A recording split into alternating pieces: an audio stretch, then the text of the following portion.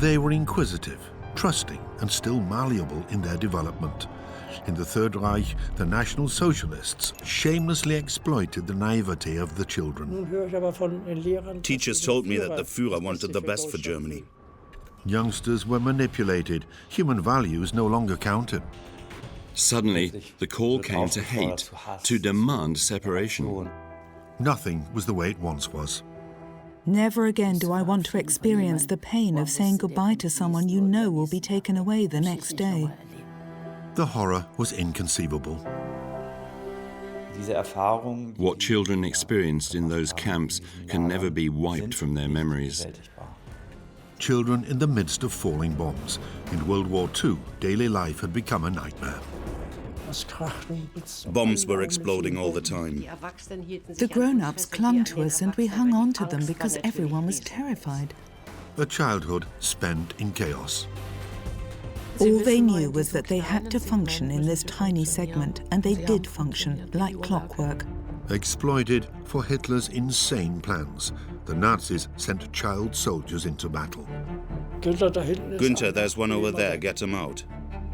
These children would never forget what they had seen at the front. No one with any common sense would have thought this possible. What was vaunted as heroism gave way to bloody reality. I was paralyzed with fear. What if he pulls the trigger, I thought. What they had experienced not only haunted soldiers, even after the war. And then we were beaten. It was appalling. The collapse became traumatic. Many soldiers would never forget the horror. What did you do with the child? My God, what on earth happened to you out there? For someone with post-traumatic stress disorder, the trauma is never over. The evil Nazi regime had exploited and betrayed them. What has remained is the pain. Naturally, it's incredibly hard for many of them to understand that it was all an illusion, to realize that they were lied to. We're talking about the eternal child that cried out so loudly but was never heard because there was no time or place for that. For the gruesome war of the adults, the youngest of all sacrificed their most precious possession.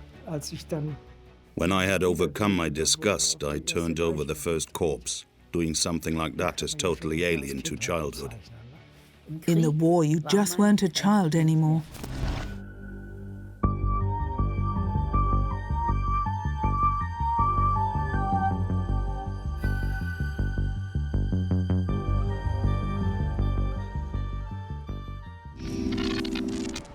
Hamburg, June 1945. The Second World War is over and Germany lies in ruins. People are slowly learning to rebuild their lives. 20 years previously, the world had no idea what awaited it. In the late 1920s, during the Weimar Republic, a fierce power struggle raged in Germany. The economic crisis saw voters turning in particular to the two workers' parties, the Social Democrats and the Communists. At first, little Günther Lux had no idea of his parents' political convictions.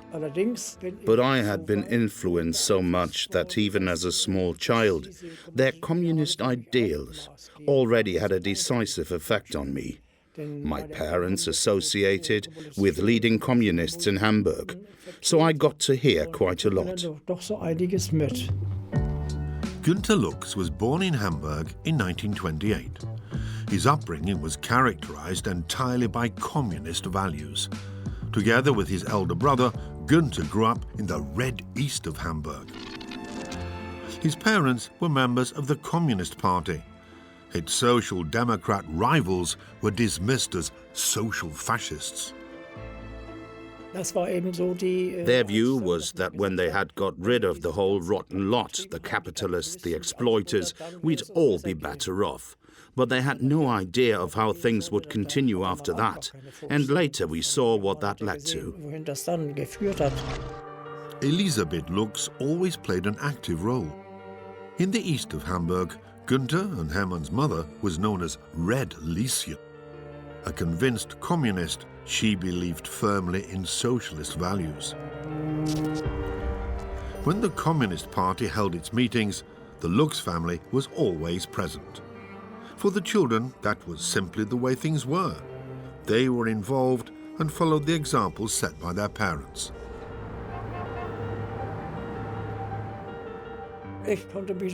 I can remember us holding hands with our mother when we attended their demonstrations.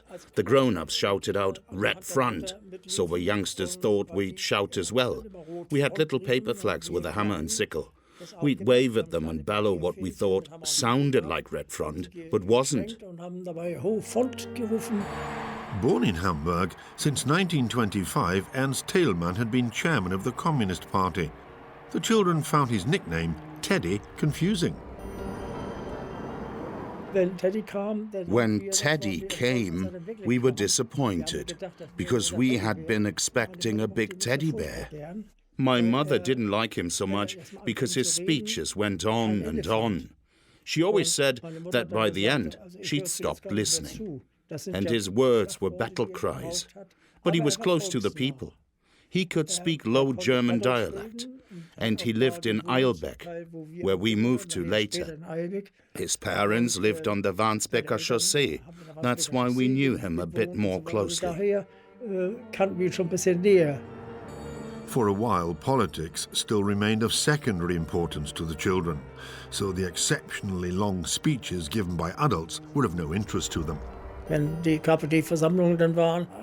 Communist Party meetings were held on the Moorweide or in the municipal park.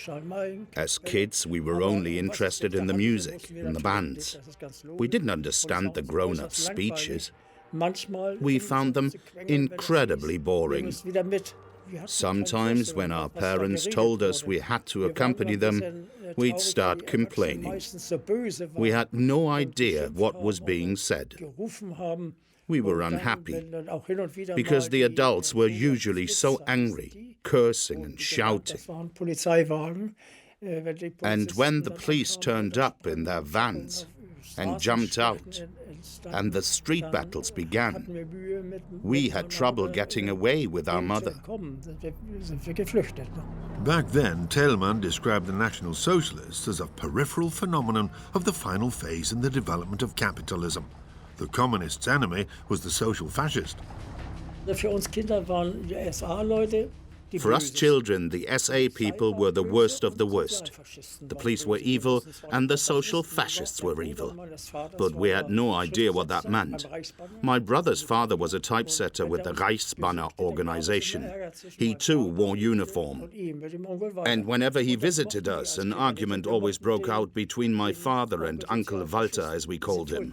We kids hated that because we liked Uncle's social fascist. He always brought us something. We used to say, "Uncle Social Fascist, have you got something nice for us?"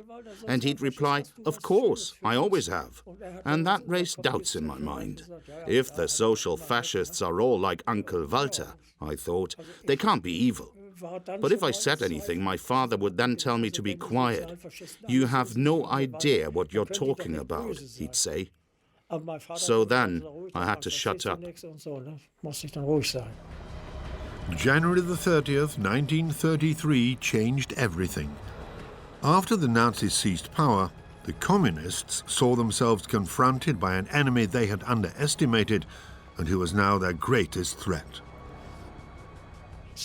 Later, when the Nazis were in power and my uncle came to visit us, he told my father, "You were wrong to call us social fascists. The enemy is on the right." The Nazi takeover was a disaster for the Lux family. The Communist Party was banned, and Hermann and Elisabeth had to be careful what they said and to whom. But Red Lieschen still offered resistance on a minor scale.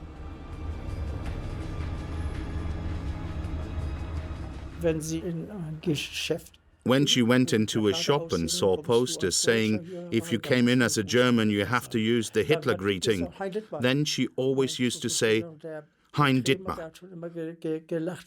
That made the shopkeeper laugh. He'd point at the sign when she came in.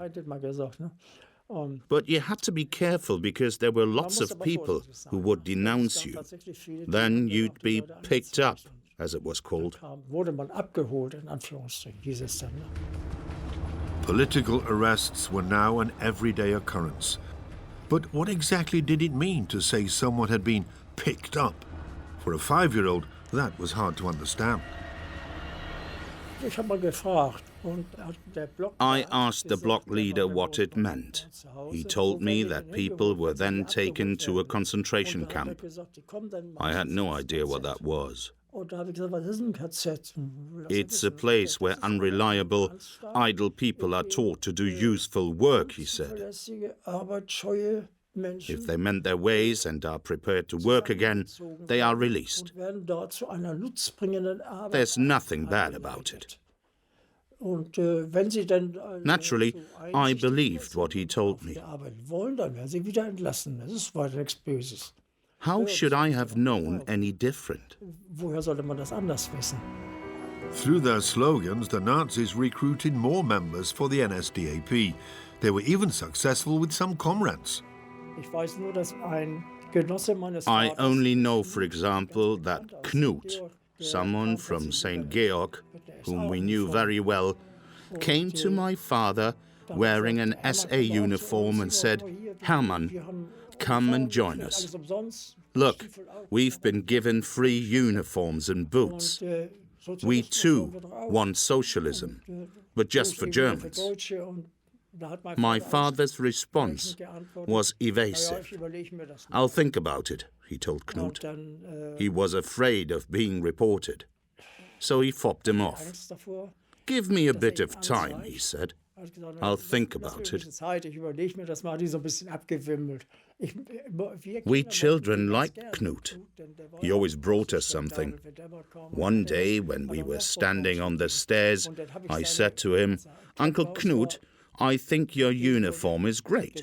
I'd like to wear one like that.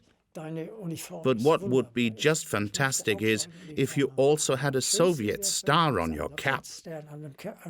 "I don't think that would go down very well," he laughed. As a child, you see things differently. It was such childlike views of the world and its values that the Nazis exploited. To them, a naive child was a future voter. And not only that, it had already become clear at the NSDAP's Nuremberg rally in September 1934 in which direction Hitler was steering his youth. Nach Ihrem Befehl, mein Führer, steht hier eine Jugend, die keine Klasse und keine Kaste kennt. Darum wollen auch wir treu sein. Adolf Hitler, der Führer der deutschen Jugend, hat das Wort.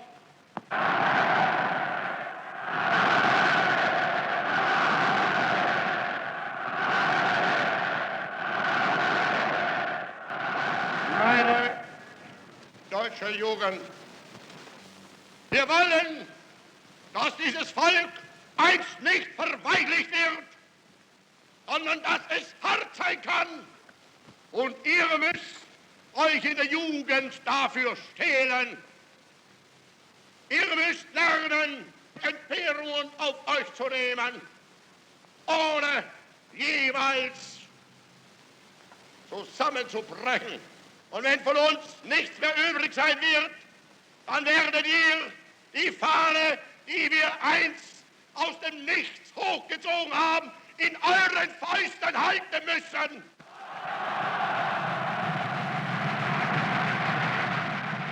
Wer die Jugend auf seiner Seite hat, hat die Zukunft. Those who have the youth of the country on their side have the future in their pocket. The National Socialist state needed new blood, also in the form of soldiers, so it wanted to win over adults, who after all were the voters. But at the same time, it also had to win over the next generation, which in any case it could educate in this spirit right from the start. So it was only logical to address young people and get them on its side. Hilke Lorenz, a journalist and author who lives in Stuttgart, has focused on the subject of childhood in war for many years. The National Socialists cleverly geared their propaganda to the world of experience of children and adolescents. In normal times, children joined the Scouts or the Girl Guides. The Nazis offered the Hitler Youth Movement, which in many ways was similar to those two organizations.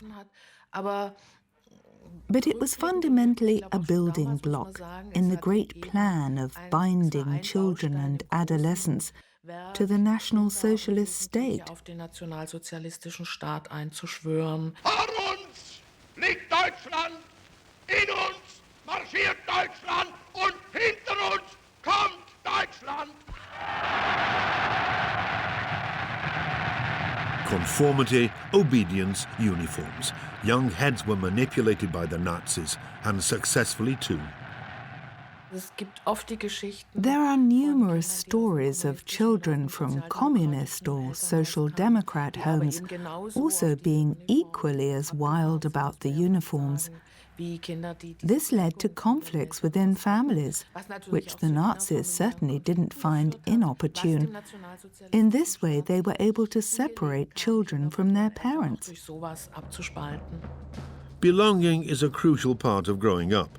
Günter Lux didn't want to be excluded either, and most of his school friends were already members of the Jungvolk, the young section of the Hitler Youth. First of all, as a boy, I was fascinated by the uniform. My classmates, who were already in the Hitler Youth, were marching in rank and file. I said I couldn't join them because I didn't have a uniform. But the Hitler Youth even took boys without a uniform and then put them in the middle, flanked left and right by boys in uniform, whenever the Jungvolk marched. That, I was told, was possible. But first, I had to become a member. My father, however, wouldn't hear of it. Hermann Lux had no intention of exposing his son to further indoctrination by the National Socialists. But there was little resistance within the country. The anti-Semitism decreed by the Nazis was soon visible throughout Germany. Hitler made the Jews the scapegoat for the tense economic situation, and his plan paid off. Hermann Jacks was Jewish, his wife Ellie Christian. Ruth, their daughter, enjoyed a carefree childhood until everything suddenly changed.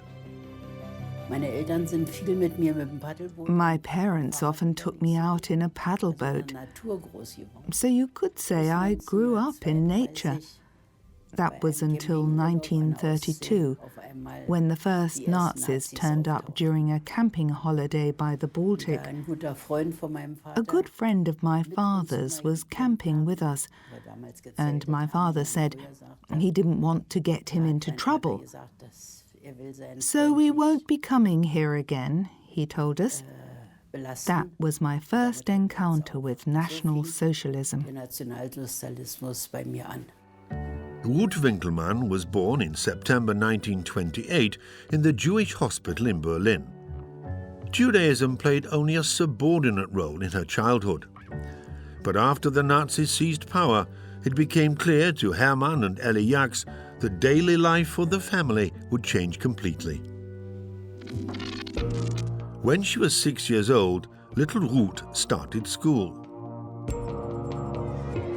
Her father had recognized the dangers early on and taken measures to protect his daughter.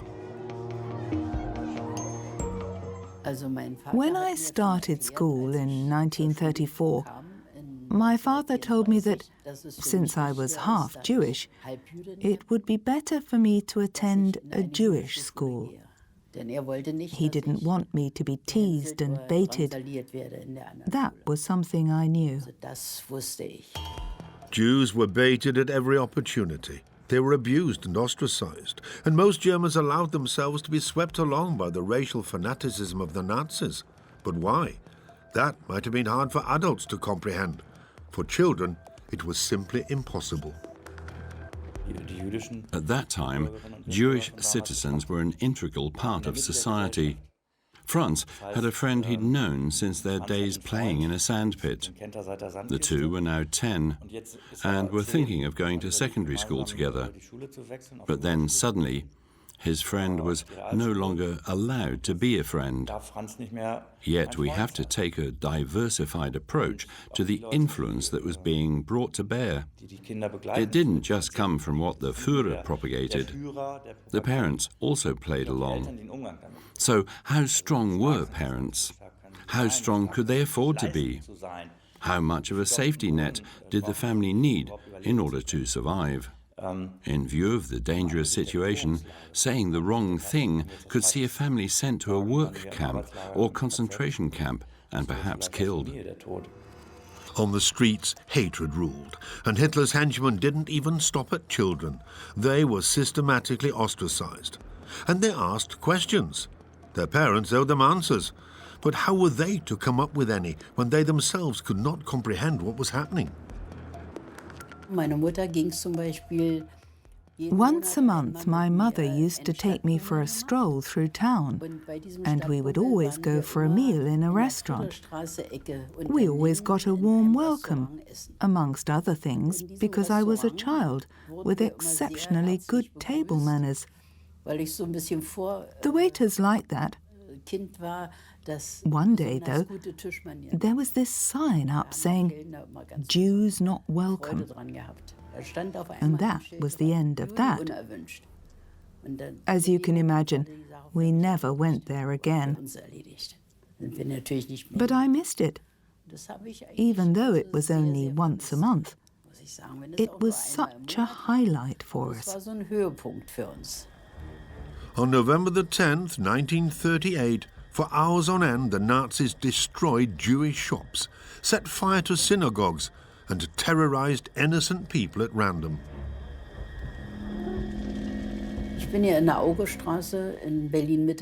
I went to school in the Auguststraße in Berlin center. My father and my grandfather always drove me there. The morning after the Kristallnacht, as it became known, there were the first glass fragments in the streets. Shop windows had been smashed. Daubed on those still intact were words like Jewish pig. Sometimes there was a Star of David with a line through it. The further we drove into town, the worse it got. In the Gartenstraße, we saw an Orthodox Jew being beaten up by the SA or the SS. 3 men on one. I found that appalling. I was shaking as I sat between my father and my grandfather. It all affected me deeply. Nevertheless, little Ruth still went to school that day. On that November the 10th, many people were still unaware of the extent of the pogroms. I arrived at school, and at first, everything was totally normal.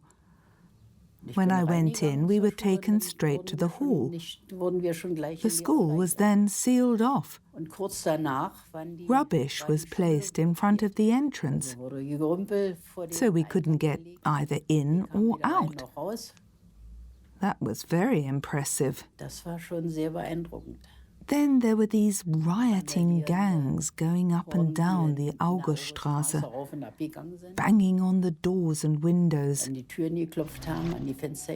That was really scary. The children in the school on the Auguststraße were frightened. All the exits were sealed. The teachers discussed how they might get the girls out and keep them safe from the bully boys.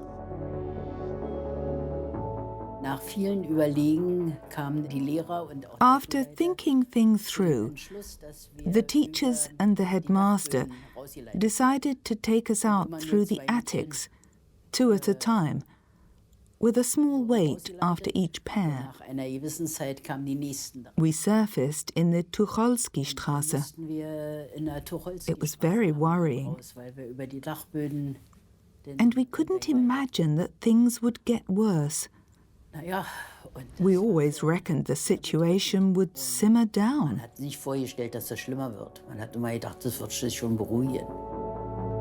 But the shock ran deep. Günther Lux kept trying to convince his father to let him join the Hitler Youth. In the meantime, his parents were divorced. Günther and his brother were living with their father and his new wife Lizzie. Hermann Lux remained steadfast. My father said, "You're not joining the Hitler Youth. Times will get better soon, and then you can join the Red Young Storm." And I was happy with that. But on the other hand, I wanted to join the Hitler Youth because my friends were in it. So there I was, teetering between two ideologies. What my mother told me couldn't be wrong. But then again, I was hearing from my teacher that the Führer wanted the best for Germany. So you can imagine that as a young person, I had no idea which way to go. Günther's parents wanted to protect their son from manipulation, but soon the Nazis took even that right from them. 2 days before war broke out, a Hitler Youth leader came to our home and insisted that my father register me with the Hitler Youth. Now he had absolutely no option. And on September the 1st, 1939, I went to the Hitler Youth Center and was given a helmet, an identity card, and everything else that was necessary. When I got home, Lizzie said, "Come in. They're broadcasting a speech by the Führer." He was railing against the Poles and then said, "Since 5:45, we have been firing back." I took that on board, but it wasn't important to me. I was in the Hitler Youth, and that was important. The war was something secondary. I was glad about it, though. What a pity I'm still small, I thought. I'd love to be a soldier and march into Poland with the others. I already had the Nazi ideology in my head. That day a dream had come true for Günther Hermann. At last he belonged. But his mother found it hard to take. Her son had turned to the Nazis. However, he hadn't entirely forgotten the values of his upbringing. Then, when I went home, she said, "Goodbye, my little red Hitler Youth son." I wondered what on earth she meant by that. After all, I wanted to become a young communist. But on the other hand, I also wanted to be in the Hitler Youth because my friends were all in it. It was such a toing and froing between ideologies that it sometimes kept me awake at night. Even when I was in the Hitler Youth and the others were all singing, "Our flag flutters us onwards," under my breath I was singing, "Brothers, see the red flag." After all, I knew those songs as well. It really was to and fro.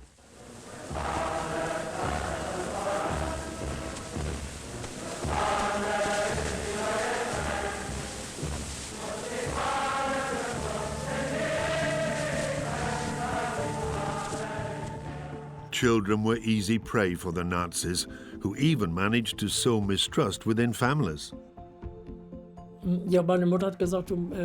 "You must be careful," my mother told me, "even with regard to your brother Hermann. He had already been indoctrinated somewhat by Nazi ideology. It's strange," she said. "He's always so quiet. Don't let on what happens here. Don't tell anyone that the comrades come round for coffee." I asked her why they wore the Nazi party badge on their labels. "It's necessary," she said. "We have to deceive the Nazis. But don't say a word to anyone, not even your father." Günther Lux was torn. Not only were his own convictions being tested, he also had to be careful what he said within his own family. His parents also had to weigh their every word. They had given up any hope of protecting their children from the Nazis. Today we talk about children being largely at the mercy of peer groups, with parents in certain phases being almost unable to bring their influence to bear. The decisive phase of puberty involves detachment anyway. But if someone is also told, you can do that, you are somebody, in other words, if they have their manly virtues bolstered, then I can well imagine that parents in those days stood even less of a chance of combating this detachment than parents today. After all, in those days it was a deliberate detachment, an exploiting detachment from the childhood home. Even though some adults in Germany offered resistance, in the case of children, the Nazis were almost always successful. The social life of a child is always confined within narrow boundaries. That is why little children tend to be immune to a bogey which looms up and disseminates views that are totally perverse. The most receptive and probably most endangered age group is comprised of mature junior school pupils and, above all, those who are going out into the big wide world. They suddenly see values they have established for themselves confronted by some Überworld. Andreas Krüger is a specialist in child and youth psychiatry in Hamburg. As a dream therapist, he knows the importance of establishing human values in childhood. When a child has developed intellectual capabilities and a concept of the world which corresponds to human and humanistic ideals, and is then suddenly called upon to embrace hatred, separation, humiliation and debasement, coupled with what we call a narcissistic upgrading of his own person, that, I believe, basically corrupts everything that is of value in a human being. Wherever you looked, in the late 30s, Nazi propaganda was visible all over Germany.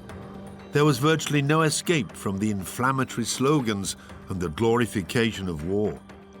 Parents who had previously been able to protect their children from this now saw themselves confronted by the brutal reality of National Socialism.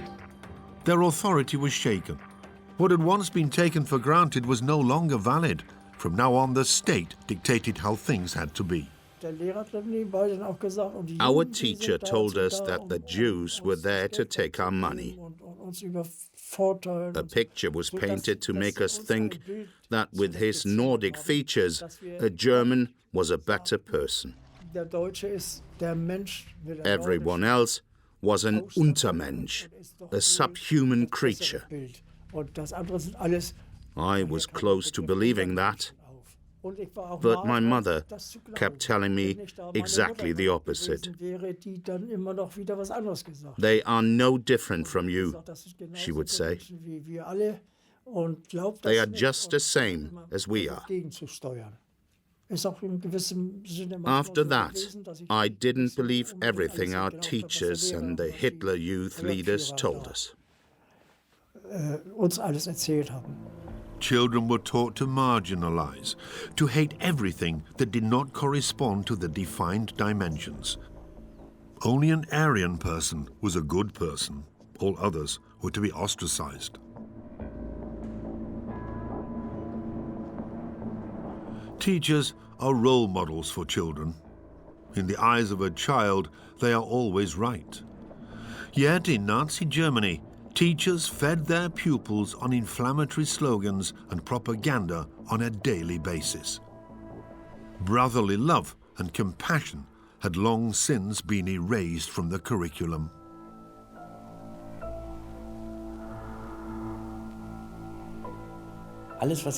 Everything they had learned about human relations, about coexistence, was cast aside. Sadly, few people from the time are prepared to talk about their innermost thoughts. That is a pity, because we as therapists, and especially me as a child therapist, could learn a lot from them. What effect did this propaganda, this external world, have on their inner world? I think that for many people, the most damaging aspect of all is that the humanity they had internalized was now being questioned. The Nazis not only manipulated their children, they also used them to manipulate adults. National Socialist leaders showed themselves in public with children and had themselves filmed and photographed with them. After all, someone who is nice to children can't be a bad person. Such pictures are always taken with the idea in mind that children bring harmlessness to a situation. I'm not certain whether every child standing there knew who or what it was cheering, but it was the parents who took their offspring along, who sought contact and who became immersed in the atmosphere. The underlying reason, perhaps, was that going to see the Führer had something of an event character to it. It was staged as something the whole family had to experience, and the pictures were intended to show that such visits were an integral part of life. He belongs to all of us, we all belong to him, and we now have a common future. As long as it suited their purposes, the Nazis stopped at nothing. At home in Hamburg, Günther Lux and his brother Hermann were expected to earn a few pennies to put towards the housekeeping. Twice a week, after school, Günther delivered goods on his bike for a pharmacy. One trip took him regularly to the Jewish hospital in the Jonsallee near the university.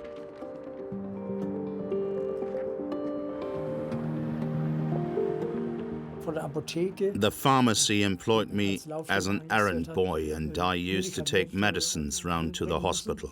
The doctors and nurses there were always so nice and friendly. One day, they all had a Star of David on their coats. I was horrified. I had no idea that they were all Jews. My teacher had always said that the Jews were public enemies, parasites, and so on, that they were bent solely on evil. But these nice doctors can't be like that, I thought. When I got back to the pharmacy, I had to weigh out tea upstairs. When I started crying, the pharmacist told me that he understood why I was so shaken, and said I would not have to go there again. What Günther Lux did not know at the time was that Jews in Germany were not only being ostracized and separated from the rest of society through the yellow star, Jewish citizens had to report daily to collecting points, like this one in Stuttgart. There they were registered, had their valuables confiscated, and were put on a train belonging to the Reichsbahn, the German National Railway, without knowing where they were going. In fact, they were being taken to the Nazis' work and extermination camps. By now, no one was safe from the despotism. Ruth's cousin Egon was just 17 when, on an autumn day in 1941, he said goodbye to his mother to report for a night shift. But Egon never arrived at his place of work. It was an absolute nightmare. Above all, Egon was a lad you could rely on, someone who would never have done anything wrong. He was such an upright young chap. Egon Jacks had gone 15 minutes early into a shop which had set opening times for Jews. The men in black coats were already waiting for him. Egon was deported to Riga and murdered by the Nazis. Contempt turned into ostracism. Ostracism was followed by deportation. Deportation ended in genocide. Hatred of an ethnic group turned into hatred of the individual. Those affected were tortured by the question of why, but they received no answer. First, you begin to doubt yourself, This can be explained psychologically. A human being cannot cope with a feeling of powerlessness. Someone points a finger at him and he gets a star stuck on his coat. With most people, it was probably the case that in order to escape from this traumatic experience, this feeling of impotence, they blamed themselves. Feelings of shame and guilt went some way to compensate for this powerlessness. It appears to be my fault. There must be some truth in that. Then, although I have to accept my guilt and feel inferior, as a final consequence, there remains a scintilla of hope that, if I were different, the world would be in order again. And a human being needs this basic principle of order in humanity simply in order to survive. Humanity had long since disappeared because the order was to show no mercy, and the Nazis complied. Irrespective of sex or age, Jews were deported, forced to work, or starved in a concentration camp or ghetto, tormented and killed. What children in particular had to experience is simply unimaginable. The conditions were created deliberately to humiliate people, to convince them totally and utterly that they were subhuman. And no individual could ever withstand that kind of psychological bombardment. The experiences which impacted on children in particular in the camps cannot be handled mentally. Our psychobiology is not geared to coping with this kind of permanent stress. Fear generates stress. After all, you want to do something to escape from the source of your fear, but you can't. In the long run, the situation damages a person's self-image because it begins with a total breach of confidence. Human relationships become impossible. The community no longer has any value because the community has ostracized me, and in the worst possible case, it will kill me. Days, weeks and months passed, and still there was no end to the suffering in sight. For many children, the natural reaction of their own body was a big help. When biology is clear that there is no way out for you, it's like a gentle transition into the hereafter. Something in your head goes click. A fuse blows, and dissociative processes dissolve the situation, which is no longer compatible with life. They create a gentle transition to the hereafter. Children who had resigned, who could no longer pull themselves together, even if they wanted to, and just cowered there, also suffered dissociative processes in the sense of biological mercy. There are survivors who simply have no recollections.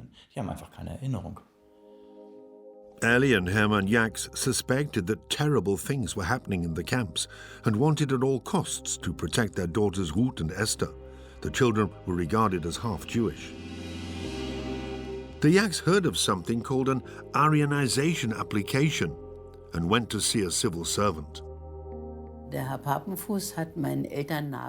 Papenfuss advised my parents to separate so that they could then submit an Aryanization application for us. It would only be accepted, he told them, if they split up. But the Nazis saw to that themselves and had the marriage dissolved. It was a very difficult time for me. I wasn't allowed to see my father anymore, but we used to arrange to meet once a fortnight at an uncle's. In addition to all the fears and changes, children in the Third Reich also had to cope with the bombing raids. What changed most of all for children through the bombing raids was that they saw that their parents were no longer in control of their own lives. Their parents were no longer the people who protected them, who were able to guarantee their safety. Children had to experience their parents' loss of control. Memories of the bombing raids still haunt those children today.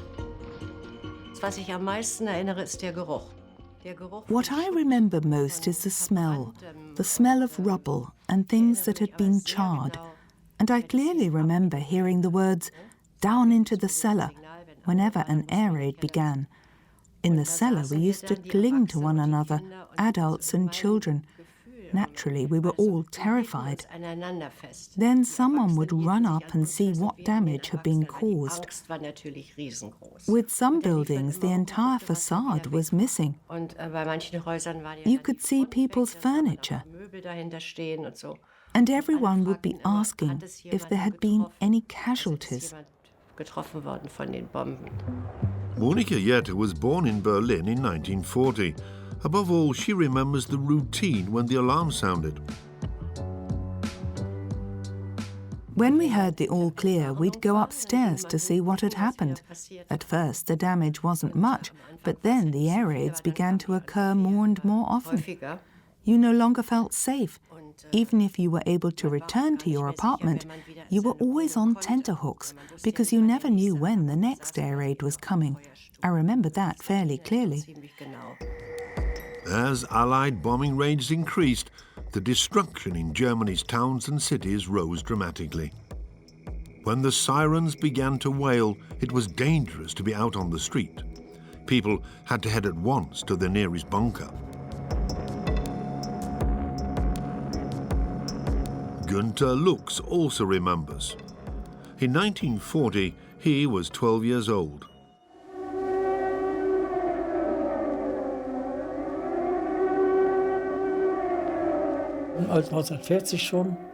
The air raid sirens started sounding in 1940. That was when the first British aircraft appeared. There was a factory opposite our house, and it had installed sirens.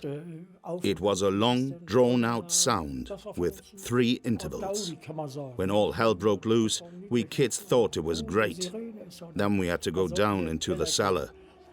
The block leader told us to switch off all our lights. There was a blackout. Cars had to have their headlamps covered with just a small slit open.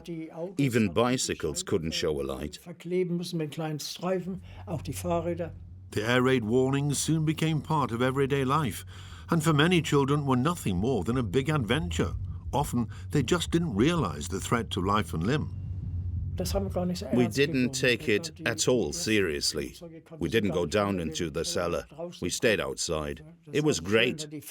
The flak searchlights crisscrossing as they scanned the sky with their huge beams. The major cities, don't forget, were surrounded by flak and searchlight emplacements. It was a game. The children waited tensely to see what would happen next in the sky. But Günther Lux watched the spectacle with mixed feelings. When an aircraft was hit, my friends would give a big cheer. But I felt sympathy for the man who was sitting inside it. And I thought about what would happen if a wing fell off. The searchlights illuminated everything, and once an aircraft was caught in the light of 2 of them, the aircraft was always doomed. So I was always happy to see parachutes open. I knew then that the crew would be safe. There were some children who said they ought to be shot. But I thought that was awful. I couldn't say so, however. I was glad to see the parachutes disappear out of the beam of light in one piece and know that the man would land safely somewhere. Few children even realized that human lives were at stake. A hit just meant one wrecked aircraft more on their adventure playground. The next day we'd set out and collect shell fragments and swap them with one another. If one fragment had a guide ring, it was worth 5 others. And if you found a light metal bomb fragment, you could get 10 other bits of debris for it. But the exchange value soon sank. Then we stopped collecting altogether. Da haben wir das immer gemacht. And it would all get a lot worse. The war was by no means over.